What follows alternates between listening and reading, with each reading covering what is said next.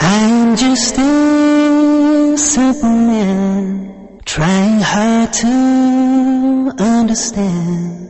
Where's my place in your great plan? Oh Lord, help this man. Lord, I am just a... السلام عليكم ورحمة الله وبركاته. أعوذ بالله من الشيطان الرجيم. بسم الله الرحمن الرحيم. الحمد لله رب العالمين، والصلاة والسلام على الرسول الصادق الأمين محمد صلى الله عليه وسلم وعلى آله وصحبه أجمعين ومن تبعهم بإحسان إلى يوم الدين. My dear brothers and sisters in Islam, welcome to a new live episode of our program, One Step Closer. One Step Closer, as we said, my dear brothers and sisters, in every other episode is a program where we take one step closer, bi'idhnillahi ta'ala, every single night to Allah subhanahu wa ta'ala. One step closer to Jannah, our ultimate goal, inshaAllah. SubhanAllah, alhamdulillah, I'm very happy by your responses after last night's episode about relatives. The episode was called Relatively Speaking. We were talking about the importance of staying in touch with our relatives and establishing relations with our relatives. And alhamdulillah, Rabbil Alameen, I'm so happy to see so many people telling me that they are starting to establish this great relationship with their relatives, inshaAllah. Bi'idhnillah ta'ala, my dear brothers and sisters, we're switching gears tonight, and I'm joined by a very, very, very special guest in this episode, inshaAllah, as we talk about another subject, another way of getting a step closer to Allah subhanahu wa ta'ala. And as I tell you every time, it's really a leap closer to Jannah, not simply a simple step. So, inshaAllah, my dear brothers and sisters, without further ado, the topic of tonight's episode is called Good Business. And I'm joined tonight by my very special guest, Sheikh Ibrahim Zidan. Assalamu alaikum wa rahmatullahi wa barakatuh. Alaikum assalam wa rahmatullahi wa barakatuh. It's a great honor, a great pleasure to have you with us live in Ramadan, mashallah. It's always my honor and pleasure. May Allah subhanahu wa ta'ala make it a blessed Ramadan, inshallah. Ameen, ameen, barakallahu feek. My dear brothers and sisters, please, we're going to make this program tonight, inshallah, an extended discussion segment. So for the entire hour, the phone lines are going to be open, so give us a call, inshallah, at 002-0238-555, 248 or 249, inshallah. Again, the number is 002-0238-555, 248 or 249. And of course, for free through Skype at Huda_TV. Huda_TV, inshallah.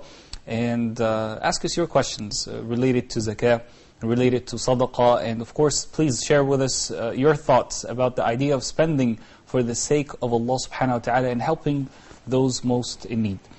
Shaykh Ibrahim, I want to begin by asking you the great status of a person who spends in the sake of Allah subhanahu wa ta'ala. We live in such a material world right now where basically what we want to do is possess and take more. And honestly, to be honest, a lot of people work very hard for it. So the dollar that they earn is really a hard-earned dollar. So it's very hard for us to let go of that dollar to someone else. And then we have people in society who tell us, you know what, it's not really your fault that someone else is poor, it's their fault. They're the lazy person. Your thoughts? Alhamdulillah, wa salatu wa salam ala Rasulullah. Spending, or nafaqah, spending for the sake of Allah subhanahu wa ta'ala is such a very high status in the deen of Islam. It's not just a good deed, any good deed. It's something that is related to the foundation of the deen. And that is basically iman and faith. That's why we would find many verses in the Quran that talks about spending. The Prophet ﷺ called it an evidence to one's iman. وَالصَّدَقَةُ burhan. So if a person saying, I'm a believer, I'm a good person, what is your evidence? The evidence is that you have to give for the sake of Allah. To take away from the nature of the greediness of the human being, we are greedy. So unless you choose to be otherwise for the sake of Allah subhanahu wa ta'ala alone, this is what Allah subhanahu wa ta'ala wants from us.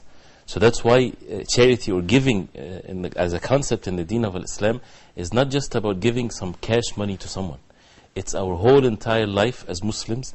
We are giving from our time, our wealth, our health, all of that for the sake of Allah subhanahu wa ta'ala. Even a smile is a sadaqah.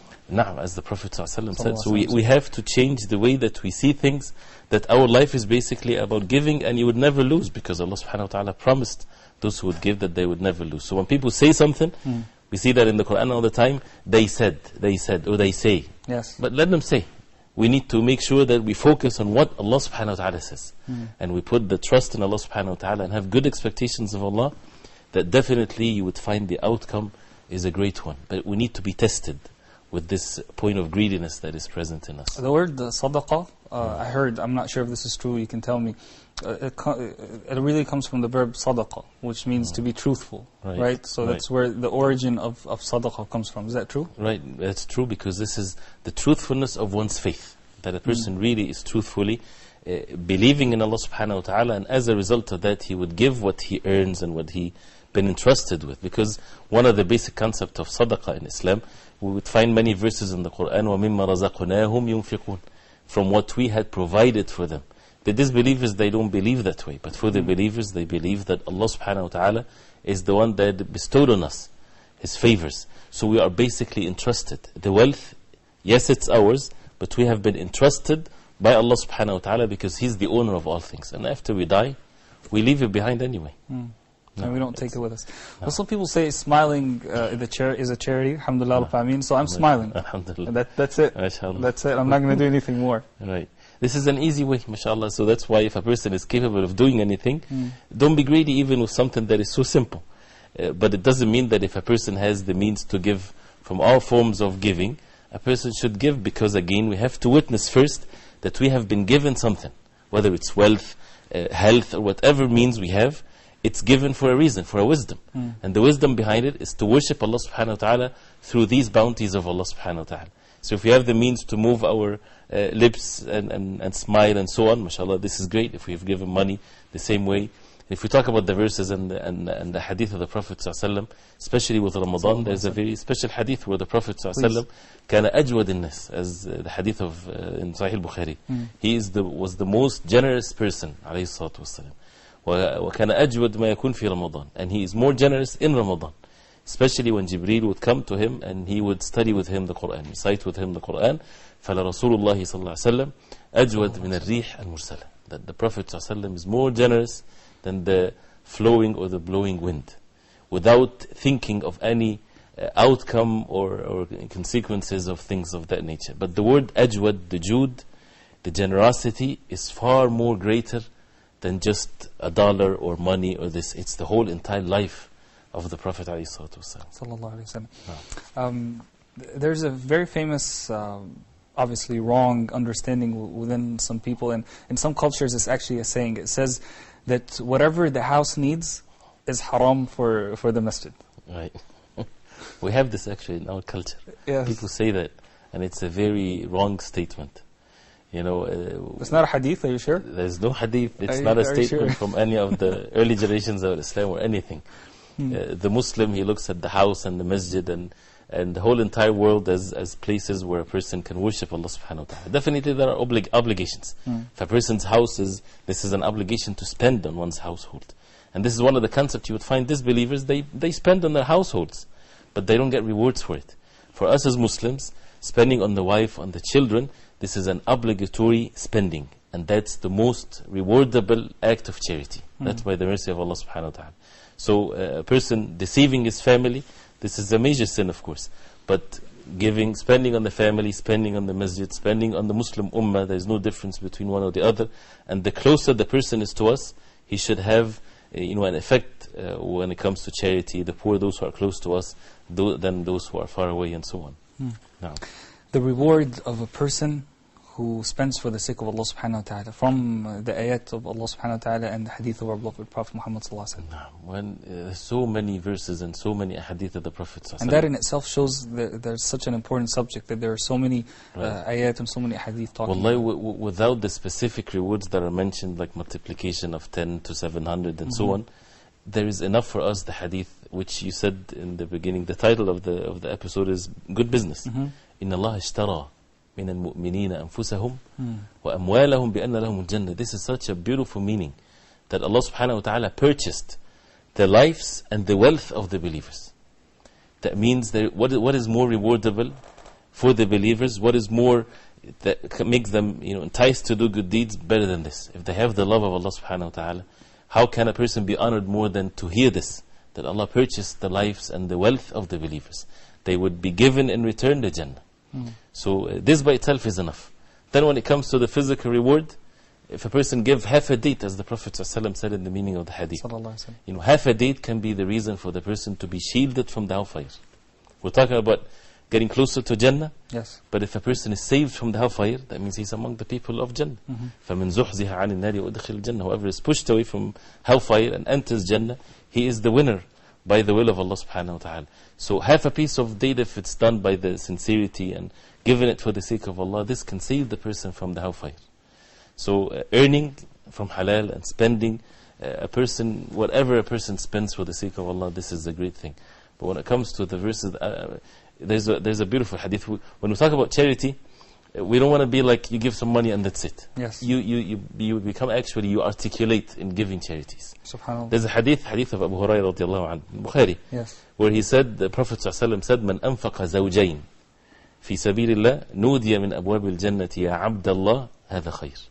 That whoever spends zawjain, two forms of charity for the sake of Allah, he will be called by the gates of Jannah, Ya Abdullah, O slave of Allah, this is good. فَمَنْ كَانَ مِنْ أَهْلِ الصَّلَاةِ نُودِيَ مِنْ بَابِ الصَّلَاةِ Whoever from the people of the Salah will be called from the gate of Salah. Those who from the people of fasting, they will be called from the gate of Rayyan. Those who are from the people of Jihad, they will be called from the gate of Jihad. Those who are the people of charity, they will be called from the gate of charity. And Abu Bakr radiallahu anhu, when he said, O Prophet of Allah, if anybody is called from any of these gates, this is great enough. Would anybody would be called from all of these gates? The Prophet ﷺ said, yes, and I hope and I ask Allah subhanahu wa ta'ala that you are one of them, O Abu Bakr, and you will be one of them, O Abu Bakr. So the point is to give two things, as the ulama they say, two forms of wealth, two forms of like food and money, for example, or two horses, or things like this. Not just to give and that's it, but to give even in a more beautiful way to help those who are needy and so on. Jazakallah khair, barakallah feek. Sister Zainab from the UAE, Assalamu alaikum. Assalamu alaikum. Wa alaikum assalam wa rahmatullah. How are you, Brother Osama? Alhamdulillah, Rabbi, I'm doing very well, barakallah feek. I just joined in and I just wanted to say salam and Ramadan Kareem to all of you. Same to you. And the topic sadaqat, may Allah help us to find more creative and nice ways to do sadaqah in His fi sabilillah. So one thing I just want to discuss with the Sheikh is that if I, like for my income, if I keep recording the sadaqah, like if I decide that 5% of my income I will give as sadaqah every month. And if I record it, I count it that I fulfill that limit, is it okay? Because then I'll feel that it's not good to record or write your sadaqahs or count your sadaqahs, things like that. I hope you are getting my point, what I'm trying to say. MashaAllah, beautiful question. Inshallah, we'll answer it. And yes. One other thing, just if you can elaborate in today's time, the sadaqah jariyah we can do easily, from day to day. Beautiful question. Barakallahu feek, Sister Zainab. Jazakallah khairan. First thing she's asking about, I love, subhanAllah, how people are so creative. They think of creative ideas. You were saying articulation, and she's doing one type of creativity. She's, for example, she's donating 5% of her monthly income. She's recording that. Of course, we know that, inshallah, may Allah subhanahu wa ta'ala accept, the malaika are recording it. Right. But her physical act of recording it, is that wrong in any sense? No, there's nothing wrong as long as there's no such a thing of showing off the action, even after a person passes away. If a person dies, you don't want to leave anything or that something that can bring some form in the heart of showing off the deed. So if there's a reason, there's a wisdom behind it, mashallah, this is a great thing. But just to be careful with, from the issue of showing off maybe or something like this. But to remember to make sure that you pay your zakat, whatever, this is something great, mashallah. Inshallah. We'll talk about the idea of sadaqah jariyah in just a moment, inshallah. And let me remind you, my dear brothers and sisters, of our phone numbers, 002-0238-555, 248 or 249. And Skype, Huda_TV, inshallah. Give us a call at any time during this extended discussion segment, inshallah, and share with us your thoughts and your comments, your ideas for charity, your creative ideas, inshallah. Also ask us your questions about zakat, about sadaqah and anything related to the topic tonight, bi'idhnillah ta'ala. Shaykh Ibrahim, I want to tell you a story that happened to me regarding sadaqah. It's not me who did it, but something that happened to me. So I was at one of the masajid in the United States. I was giving a talk, and it was about the hadith relating to the subject of our beloved Prophet Muhammad sallallahu alaihi wasallam, where he says that every single day that comes, two angels will descend. One of them will say, Allahumma a'ti munfiqan khalafa. And the other one will say, Allahumma a'ti mumsikan talafa. The first one, two angels will come down every single day of the year, every single day since earth has been created, that two angels will come down. One of them will say, Oh Allah, give the person who spends something, as a reward for him, for whatever he spent. And then another angel will say, Oh Allah, give the person who held back and did not spend destruction, or some sort of damage in his life. So and I said the hadith, and I emphasized on the point that every single day of our lives this happens. So after I was done with the lecture, a brother came to me. I think this brother was from Bangladesh, and he gave me a check, and he said, please don't open it until I leave. And he said, this is a check for the masjid, in the name of the masjid that I was at the time.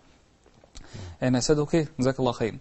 So I open up the envelope, and I look at the check right after he left, and I see the check is for $365. Subhanallah. $365. $1 for each day for the entire coming up year. So subhanallah, such a beautiful way to articulate and to think of charity. This brother wanted to make sure that inshallah for the next year, for the next 365 days, that inshallah every time the angels will come, he made that intention that $1 per day, $1 per day, because this is what he can afford. What we need to develop in ourselves, when we talk about charity, we think of the rich people. And we'd find many of the viewers, the topic is for someone else. Yes. I'm already, I have my ends meet and all kinds of things like this. This is like salah and fasting and all the different acts of worship. We need to have every day some form of charity that we give. $1, something very small, something, maybe $1 is big to some people in certain countries, but anything you give, half a piece a day, anything that a person can give for the sake of Allah subhanahu wa ta'ala on daily basis, this is a way to purify ourselves and to get closer to Allah subhanahu wa ta'ala, and means for us to enter the Jannah of Allah subhanahu wa ta'ala. So we should not deprive ourselves from giving for the sake of Allah. It's not just for the rich, for the poor and the rich and every Muslim, to give for the sake of Allah. Jazakallah khair. Brother Ahmed from Qatar, Assalamu alaikum. Brother Ahmed, Assalamu alaikum. Can you hear me? Yes, I can hear you very well. Go ahead, Akhi. Oh, nice to talk to you both. Same here, Akhi. Go ahead. Yes, I kind of got two questions to ask. As we know that it's the niyyah that counts while giving charity, but is it okay to show others our charitable deed so that it would encourage them to do the same thing? Great question, mashallah. Well, what's the second I've question? got one more question. Yeah, second question is kind of not related to the topic. Okay, go ahead, no problem. Yes, as Allah says in Surah Ma'idah that al-yawma hilla lakum al-tayyibat wa ta'amu alladhina utul kitaba hillun lakum wa ta'amukum hillun lahum. So is it okay that we can eat the food that Jews and Christians give us today? Jazakallah Is it khair. halal for us? Barakallah feek. We'll answer you inshallah. Spending for the sake of Allah subhanahu wa ta'ala, you said to Sister Zainab, we shouldn't leave a trail behind when she was recording it. But are there certain instances where spending in public is actually more rewardable than spending in private? Yes, if there's a benefit that will be the outcome of it. That's why the ulama, they separate between the obligatory charity and the optional charity. The obligatory charity, zakah for example, everybody has to, those who are entitled for zakah, they would give the zakah. So some said that it's good to be done openly, in some cases of course, so that would encourage people to give also their zakah money. And also even if it's an optional charity, for someone to encourage others. Everybody is withholding and not doing anything. And people are called to give for the sake of Allah subhanahu wa ta'ala. Like it happened at the time of the Prophet sallallahu alaihi wasallam. So when a person came with the sack of whatever he has and he put it in front of the Prophet sallallahu alaihi wasallam, people saw that and they followed the same way. And the Prophet ﷺ mentioned the famous hadith, "Man sanna fil Islami sunnatan hasana." Whoever do something in the religion of Islam that is good, he will get the reward of it and the reward of the people, those who did the same. So he encouraged the people. He did that openly. The hypocrites, when they saw that, they said that he is showing off. So that as long as the heart of the believer is settled, and he's doing it for the sake of Allah subhanahu wa ta'ala, if there's a reason and a benefit to show it off, definitely is good. But the original status of any good deed, if you can, is to keep it always secretive as much as you can, unless there's a benefit. As a person might say, for example, I like to pray at home, the fard prayer, because I have more khushu'. I don't want to show off my salat to people. This is wrong, because the way the Prophet ﷺ that he used to pray in the masjid. So you work on yourself to be sincere, and you follow the way of the Prophet ﷺ. So this is definitely a good thing. His second question is a little bit off topic, but I think if we can answer it quickly, inshallah. Eating from the food that's offered to us by the Jews and the Christians. The ayah says that as long as the food is halal for us. So if they slaughter, they don't choke the animal or anything like that, then it's permissible for us to eat. Even if they don't mention the name of Allah? If they there's a difference opinion when it comes to mentioning the name of Allah. If you know for sure that they don't mention the name of Allah subhanahu wa ta'ala, if you're asking me, never eat. If you know for sure that they didn't say Bismillah.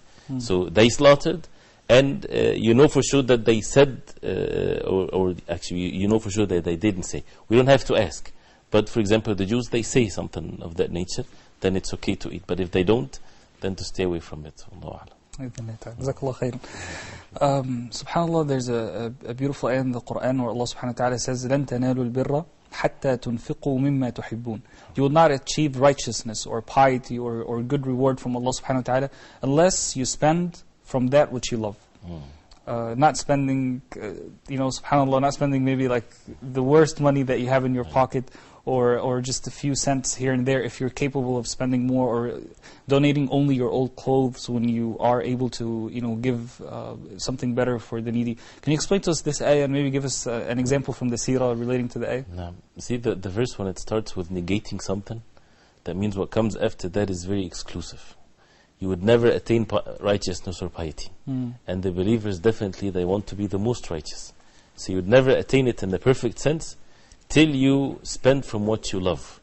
Again, we have this greediness in each and every one of us. So unless we give from what we love, and this is such a beautiful thing, it needs a lot of patience. Needs ihtisab, for a person to seek rewards from Allah subhanahu wa ta'ala, to give something that you love for your own self, but you give it for the sake of Allah. Definitely that will bring what we seek is to be righteous and to be pious. It's not that we would make a decision, I want to be pious, and that's it, the next day I'm a pious man. We have to do some effort. We have to do something, especially a verse like that. It's an easy way.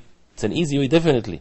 The act itself is difficult in one's self, right? But it's an easy way to be righteous and to be pious, is to give from our wealth and our time. There's the famous story of Abu Dahdah and others.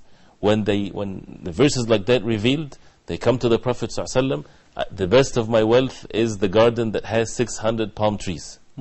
In an environment, for those who went to Mecca and Medina, when one piece of date is a great thing. He gave it all for the sake of Allah subhanahu wa ta'ala. Did he lose anything? Definitely not. And the Prophet ﷺ, when he stood by the body of Abu Dahdah, when he was martyred in the Battle of Uhud, he said, كَم مِّنْ عِذْخٍ رَدَّحٍ الْأَنْ أَبِي الدَّرْدَحِ. How many palm trees now are for Abu Dahdah in Jannah? Abu Dahdah in Jannah. So it's not about, we have to look of just not the outcome of this dunya, but the hereafter. But Allah subhanahu wa ta'ala is the most merciful. Never a person would give for the sake of Allah, and it turns that he becomes in poverty and misery. There's no way.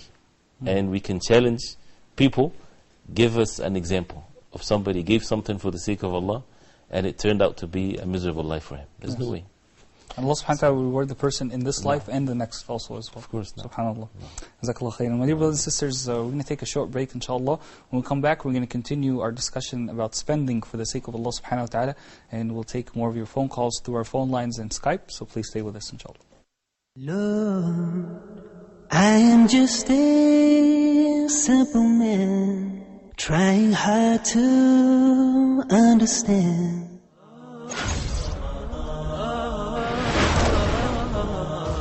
Assalamu alaikum and welcome, dear viewers from around the world, to our exciting program titled Good Answer.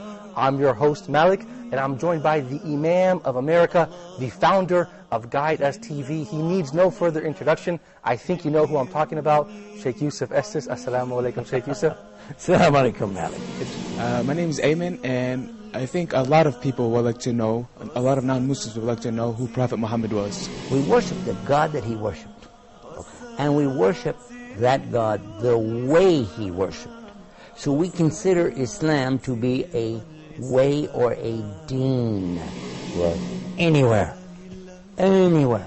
But that had never been before. He said this is a gift, never came before, that me and my followers, we can make our salah, our connection, anywhere. Hey, Sheikh, you're on the hot seat. I like my seat over here. I'm feeling comfortable. Because he asked you a tough question. He asked you a good question. Can you give him a good answer?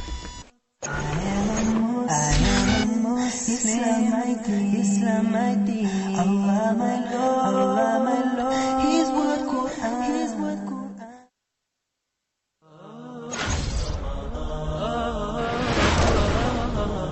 Or did not connect you to Allah, so you do not actually practice other good deeds in consequence. What is the reason behind it?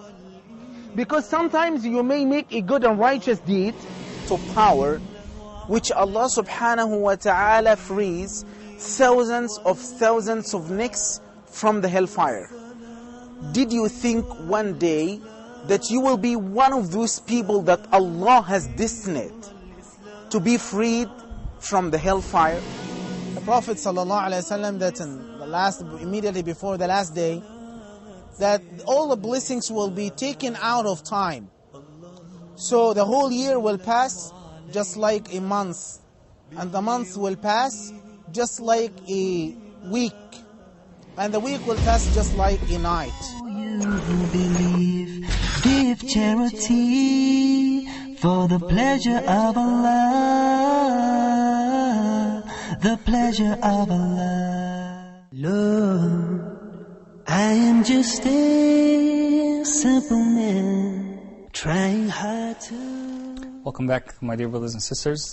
Thank you very much for being with us in this segment, inshallah ta'ala. SubhanAllah, I was just listening to the break right before us, and the nasheed that was on Sheikh Muhammad Saeed's program about Ramadan reminders was talking about charity. So see how we got things syncing up, mashallah. Alhamdulillah Rabbil Alameen. Before the break, Sister Zainab was asking about a special type of charity called as-sadaqatul jariyah. Continuous sadaqah or ongoing sadaqah. What are some examples of that? Anything that is not terminated by the death of the person, or even before that, anything that is just not one benefit at one shot and that's it, it's considered to be a sadaqah jari. Something that is continuous. Having a well, digging a well, for example, for people to drink water. Every time somebody drinks from that water, the reward goes for the person that did and spent and dug and so on. And the same thing is for whoever maintain it and so on. A masjid, for example. This is one of the very beautiful ways of having sadaqah jari. Building a masjid or having any share in building the foundation or the walls of the masjid or anything. Anybody that will praise in the masjid, the reward also goes to the person that helped in building the masjid. And the Prophet ﷺ said in the famous hadith, من بنى لله مسجدا ولو كمفحص قطعة, which means whoever builds a house of Allah, even as small as the nest of a bird, Allah subhanahu wa ta'ala will build for that person a house in Jannah. Allah subhanahu wa ta'ala is the most generous and He is the most merciful subhanahu wa ta'ala. And for example, hospitals, knowledge to be spread. And that's also one of the most virtuous continuous charity, because it is extended from one generation to the other. You teach someone, you have to gain the knowledge. And you teach someone something. That person grows up, or he's grown up, and he teaches to others, and it goes from one generation to the other. Each generation that comes before that taught and had the means of teaching, they get the same reward. So you can imagine the rewards of the Sahaba radiallahu anhum, the rewards of the Prophet sallallahu alaihi wasallam. So that's why this is a great opportunities. And on the other side, the real successful person is the one that when he dies, his sins dies with him, because there's continuous sins also. So we have to be very alert, basically. Death comes in no time. And a person, when he dies, he would regret that he didn't put something forward Life can be 60, 70, 20 years, or can be in reality, according to the good deeds and bad deeds, to a person thousands of and years. millions of years. No. Yes. So why waste our life when our life is short? No. Alhamdulillah Rabbil Alameen. Well, let's switch gears to the obligation of zakat. Okay, and let me take advantage that you're with us here to remind our brothers and sisters about this great obligation. In very simple terms, remind us, for especially this program, alhamdulillah, is watched by a lot of youth who may not have the obligation of zakat on them yet. So remind us, what is zakat, if we can put it that way, and is there a connection between giving our zakat and being in the month of Ramadan? No. Zakat is one of the pillars of Islam. And it's so beautifully, the word is being mentioned as purification. It's a way to purify our wealth and purify our souls when we give the obligatory charity. And it's something so minimum, as we know. It depends on the type of wealth that a person has. But when it comes to money, for example, which is based on gold and silver, it's 2.5% of one's saved money that passes a whole year, lunar year, and he didn't spend. So it's not from the income of the person or anything like that. If a person makes $1 million and spends $1 million, there's no obligatory zakah. But if a person keeps what's the minimum or more, which is 70 grams of gold, then a person would give for every $1,000, $25. And of course, with the different types of wealth, the amount of zakat to be given, it's an extended, of course, fiqh issue. But some people, or a lot of people, they give their zakat in Ramadan for many reasons. One of which it's easy to remember, because we cannot give zakah based on a Gregorian calendar, for example. It has to be through the lunar calendar. So people, unfortunately, they don't remember anything but Ramadan, right? Many of us don't memorize the Islamic months, which is a very sad thing. And Muslims should make sure that this is how they know how to fast and how to do many good deeds. The other thing is because Ramadan is a virtuous month, and people think that giving zakat in the month of Ramadan is a rewardable thing, which is, mashallah, is good. But what happens to the poor throughout the rest of the year? If they just receive all the kinds of goodness in the month of Ramadan, who will take care of them the rest of the year? So it doesn't have to be in the month of Ramadan. Some of the early generations of Islam, they used to give their zakah in Sha'ban, because this is the month where the deeds are being presented to Allah subhanahu wa ta'ala. So they start the month of Ramadan when they paid their dues. A fresh start in the month of Ramadan. So, mashallah, this is, no problem for a person to give in Ramadan. In many parts of the world, it's the easiest mean to give charity. The masajid, they take the money from the people, they spend it, they spread it to the Muslims and so on. So it depends on every case, but it's a good thing, mashallah. Mashallah. Some people say, well, why should I pay zakah? I already pay taxes. Why should I pay zakah? Right. This is definitely, taxes is something else. Zakah is the order of Allah subhanahu wa ta'ala. And I heard this actually many times. People think that as long as they gave something, that's it. Zakah is an act of worship. And they say, when it comes to taxes, I already pay like 25% of my income. And you're talking to me about 2.5% of my income? And that's the mercy of Allah. See how easy the matter is. Plus, the people, those who are subject to receive the zakah, it's not any form of charity. It's certain categories mentioned in Surah At-Tawbah, 8 categories only of people. You cannot give your zakah to build a hospital, for example. You cannot do that. It's a good deed, but you can't. You cannot even build a masjid with the money of the zakah, because it's not one of the categories of the people of the zakah.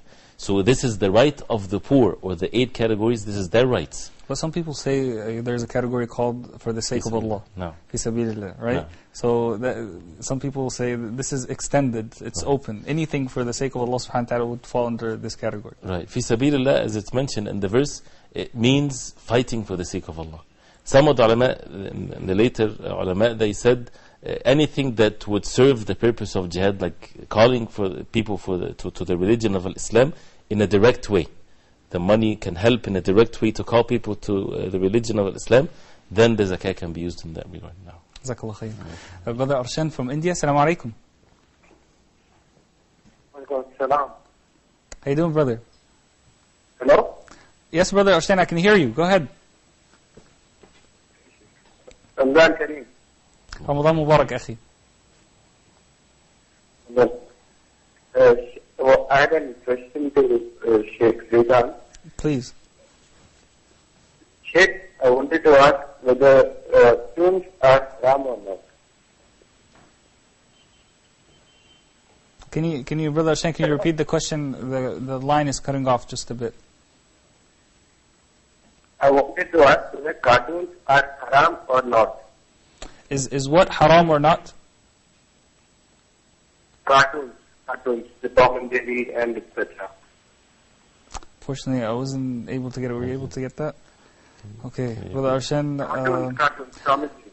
Cartoons. Okay, I got you. Barakallah feek. Jazakallah khairan, Brother Arshan. Cartoons.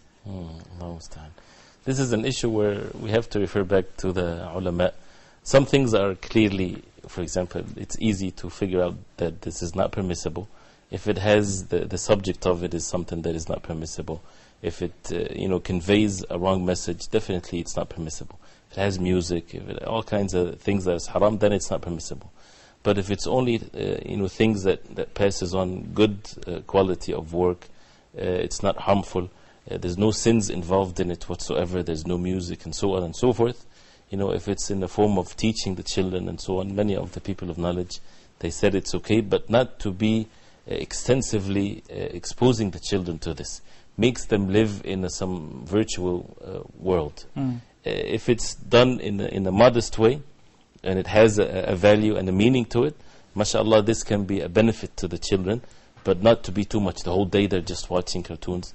And we have to be watchful of the cartoons that comes to us from the Western world, or the ways that people, they have messages there. It's their way of life.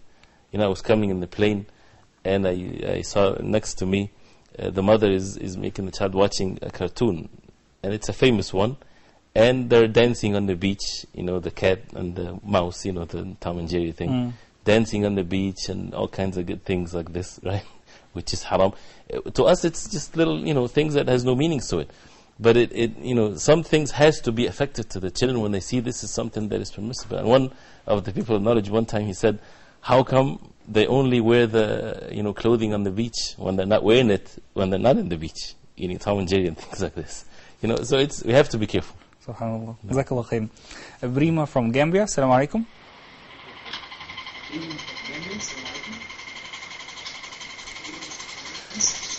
Assalamu alaikum.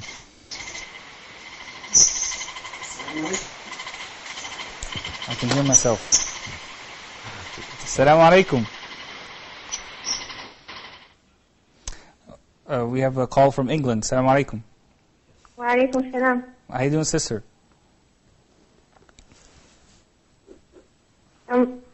Sister Ryan, go ahead, I can hear you. Assalamu alaikum. Alaikum assalam wa barakatuh. Sheikh, I have a question. Please. This is a wealthy man, and he's been blessed with wealth, but there's a big gap between him and his children. Like, his children are going through financial difficulties. Is it obliged upon him to provide for his children, or is it not, since they've grown up? Is this your husband or your former husband? No, I'm only 14. 14, I'm sorry. Is that you're speaking of a person's father, right? Yes. Okay. Barakallah feek. Jazakallah khair. Talking about the obligations of the father for spending on his children. When it comes to spending, and we're talking about charity, this is an obligatory charity. And this is the most rewardable form of charity, when a person spends on those who depend on him, the dependencies, the wife and the children. Especially if they're in huge need. Definitely. And it's the warning for a person, do not take this obligation, is the Prophet ﷺ said in the hadith, "Man mat wa huwa ghashun li ra'iyatihi," whoever dies and he is deceiving his dependencies, he did not spend on them, did not deceive them, did not teach them the religion, whatever form of deception, then he would not even smell the fragrance of Jannah. So this is an obligation, and that's why we have to seek the rewards from Allah subhanahu wa ta'ala. When a father is spending on his children, he is getting the most of the rewards when it comes to charity. SubhanAllah, this reminds me of many incidents where the father and the mother, they get in some sort of an argument or a fight. The dad goes off to live somewhere else for a few days or a few weeks, and he basically leaves the children with no money. He totally forgets about his obligations after he got in a fight or something like that. And the same thing also when the parents, they get older, it's the obligation of the children to take care of them. I saw something recently, and this was in the Haram in Mecca, a beautiful scene that made people have tears in their eyes. A son, a grown-up one, is taking care of his wheelchair father, and he keep feeding him, and he's crying while he's feeding him, and he keep kissing his head. SubhanAllah. And the father wanted to sit on the ground because his leg is hurting, so he carried him on the ground. And while he was doing this, the son he would keep on weeping. It was amazing. Wow. And he would keep kissing his head. To see his father in such a state, affected him. And he would keep kissing his head and ask him if he need anything. And the whole time he was doing this, such a beautiful meaning that you see the beauty of the religion of Islam. And this is definitely what we need to have this in our hearts, the father to the children, and mother and the children to their mothers and fathers. And this is definitely a great form of giving for the sake of Allah subhanahu wa ta'ala. I think we're talking about family. I'm about to say welcome to a new episode of Dear Sisters. Jazakallah khair. Let's talk about being smart when spending for the sake of Allah subhanahu wa ta'ala. Okay?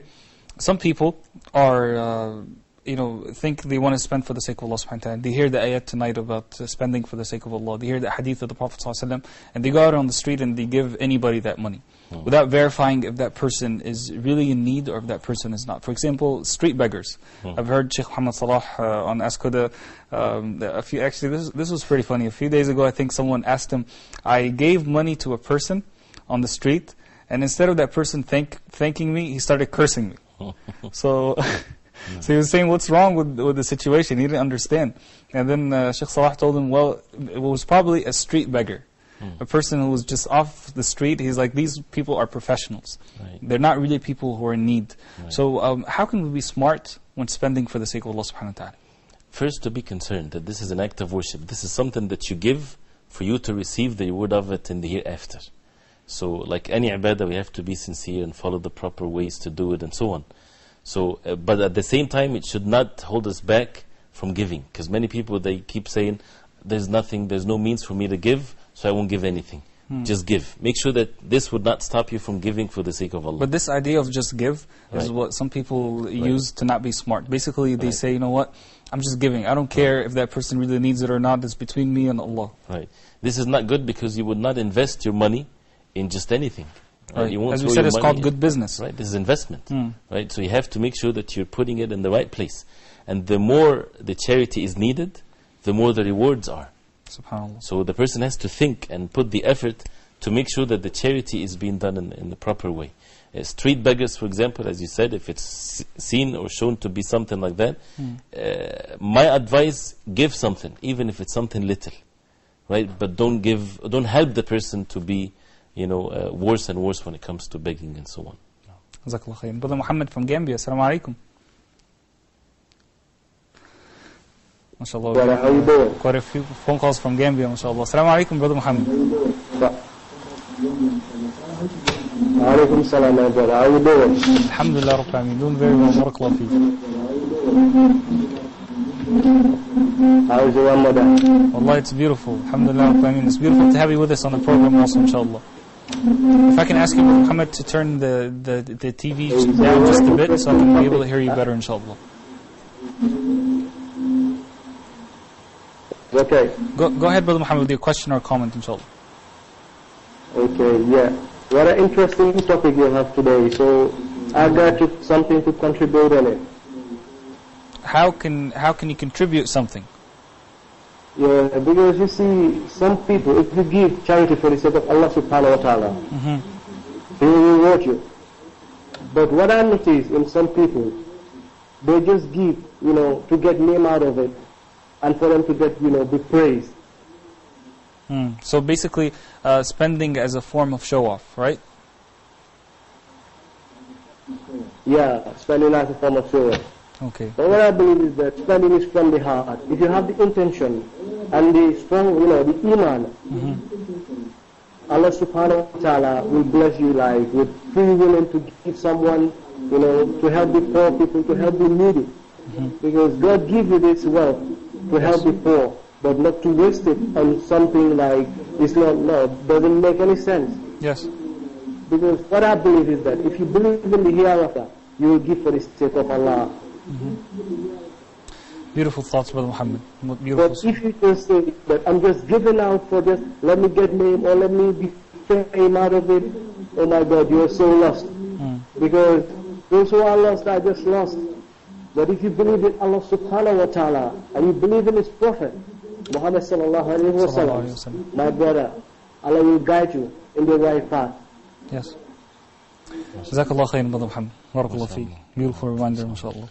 Allah, the religion of Islam, since it's from Allah subhanahu wa ta'ala, it has a system that would eradicate poverty whatsoever. You know, the zakah system by itself, if it's applied, it's left to the individuals now. And it makes it a very difficult task for the individual to give the zakah. But if the system is implied, you would never find a poor, as it happened at the time of the early generations of Islam. May Allah make it easy, inshallah. Inshallah. I want to ask you a specific question for Muslims in the West. Okay, do you advise them to keep their zakah local or to send it overseas? Wallahi, this is a very touchy subject for them, especially lately. They need to do what is more benefiting. Definitely, any need in the local environment, then this has to be taken care of first. So you say that the local need supersedes the need overseas? Definitely. Even if there's a natural disaster somewhere else? If they can have both taken care of, mashallah, this is great. But the need locally has to be taken care of first before they can go abroad. So for example, no. So to keep things practical, inshallah, a sister in the local community somewhere in the United States, in the United Kingdom, for whatever reason, you know, she's homeless. Okay, and we need to provide shelter for her. She's a poor person. She's a needy person. It's been verified by the leaders of the local masjid. What you're saying is that helping that sister supersedes, for example, a natural disaster that happened in some part of the world. Right. If it's either or, definitely the local has to be taken care of first. Because this is the purpose of zakah, and always the ulama, they talk about this. But in most cases, you can do both, right? And it won't basically deprive one from the other. And the Muslim ummah as an ummah is one ummah, right? Whether it's further away or closer, whatever. But we have to make sure that we take care of our localities first, you know. And in the month of Ramadan, and especially for the Muslims in the West, some of them, they kind of feel, you know, when people keep on asking them to give charity in the masajid, you know, they don't see that, for example, in the Muslim world. This is a great opportunity for them. You are living in an environment when you don't have many of the means to do good deed. So you should be grateful to Allah subhanahu wa ta'ala that you have means, gates open for you to give from the wealth that Allah subhanahu wa ta'ala provided for you. So you should not be sad, you should be happy actually that you are being called to give. And every time you are being called to give, definitely if it's a good cause, do it for the sake of Allah subhanahu wa ta'ala. Allah subhanahu wa ta'ala would replace it by something better, especially the needs there and everywhere, all over the world we are in so much need, definitely. Barakallah feek. I believe Brother Arshan from India is back with us. Brother Arshan, assalamu alaikum. Walaikum assalam. Go ahead, brother. Sheikh, I wanted to ask another question on charity actually, on the topic itself. So, actually there are many Christians in the area, in India, in many other parts of the world where, hello? Yeah, I can hear you. Go ahead. Many Christians in India. Many Christians in India and many other parts of the world where the mafias and etc., they all give the charity to the church, and the church contributes and give it to the charity organizations, associations, etc. And they use it for the poor people in Africa, etc. Is it allowed in Islam, anything like that? Because those mafias and those church people and the normal Christians, they say that it is allowed because it is not their right. The rich people, it is not their right because they took all that money from the poor themselves. And it is the right of the poor to take all the money. So they were like, they had this. Is it right or not what those Christian mafias do? Okay, Jazakallah khairan. Basically, I believe what he's saying is that people are giving money to the churches, and the churches are, you know, sending them to organizations that are distributing them in different parts of the world, in Africa and things like that. So he's wondering, I guess, for them if that's okay. Well, you know, for them, it's, you know, they do whatever they do for them. As far as for us, for example, anything that is helpful to others, of course, for them, they would do that, serving their religion and their way of life. And for us as Muslims, we have to be careful so that the person is being saved with matters of belief, so that a poor Muslim is not affected by some form of wealth and charity that comes to him, and comes in the form of helping, but then, underneath is a call for him to renegade from the deen of Islam. That's why the Muslims, they need to do the effort in the poor countries, the poor Muslim countries, to save the Muslims from such a great form of pressure on them, using their poverty to change their religion. And that's definitely a very evil way to use the need of the people. Islam talks to the intellectual abilities of the people. We call people to the deen of Islam based on matters of belief, and things are clear and open and so on. And this is how definitely we help those who are in need, definitely, and there's the mu'allafa qulubuhum in the religion of Islam, but not to be either or, right? And it becomes a condition for the person. We help anybody. It doesn't have to be a Muslim, and we do not tell them, if you become a Muslim I help you, if you don't then I won't help you. The Prophet ﷺ says, fi kulli kabidin ratwa sadaqa. Anything that has a liver, right, and you help it, it's a charity. SubhanAllah, we can save a person's, that could be one of the other intentions that we can take in spending for the sake of Allah subhanahu wa ta'ala, especially in the poor African countries and other parts of the world, of course, where we're making a niyyah that, inshallah, we're being a cause for saving that person's deen. Right. From avoiding that person from having a fitna in the deen. And the Prophet ﷺ, in his dua, made the relationship with between al-faqr and al-kufr, right? The relationship between being poor, poverty, and being disbelief. We basically help the shaitan on such people. That's why we need to put the effort, not just with wealth, but also physically. People go there and help the people and give them steadfastness and make them feel that this is one ummah, that they need to have that support and help. Finally, we have just a few seconds. Let's talk, since we have you here and we're talking about the idea of spending for the sake of Allah subhanahu wa ta'ala. Zakat al-Fitr, giving it out before Eid al-Fitr comes in, before the end of Ramadan. Zakat al-Fitr, this is an obligation where the Prophet ﷺ clearly stated in the hadith that he made it an obligation on anybody that has the food of the day to give. Doesn't have to be a rich person. And giving the extra, and that is basically meant to be food, because we're fasting throughout the month, abstaining from food and drink, to give from the same thing that we have depriving ourselves from for the sake of Allah. And it should reach the poor person before the Eid prayer. So that's why if it's given a night or two before the Ramadan is over, for the people to distribute that, for the poor to rejoice in the day of Eid, so they're not in need in the day of Eid. And it's to be given only to the Muslims, and with certain measures that people need to refer to their masajid and to the local masajid. And they can give money to the masjid, for example, but the masjid, the responsibility is to make sure that they would get the food and they would distribute that to the poor. So people have to think of that and the means and the fiqh and the rulings of it, so that they would give them. Maybe this is something that need to be discussed in details, not in a few seconds, inshallah. Barakallah feek, jazakallah khair. Alhamdulillah, my dear brothers and sisters, I have good news for you, that inshallah Shaykh Ibrahim Zidan is going to be with us tomorrow night again, bi'idhnillah ta'ala. Today we talked about a subject related to spending that was one of the do's of spending.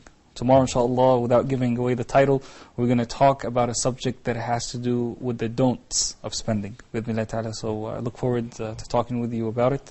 Inshallah, jazakallah khairan for taking the time to be with us. My pleasure. Barakallah feek. My dear brothers and sisters, I apologize for not being able to take the remainder of your phone calls. Inshallah, please give us a call tomorrow. We ran out of time. Stay with us, inshallah, through our email at steps@huda.tv. We'll see you tomorrow night, bi'idhnillah ta'ala. Wassalamu alaikum wa rahmatullahi wa barakatuh. Lord, I am just a simple man, trying hard to understand. Where's my place in your great plan? Oh Lord, Lord, I am just a simple man, trying hard to understand. Where's my place in your great plan? Oh Lord, help this man, help this man.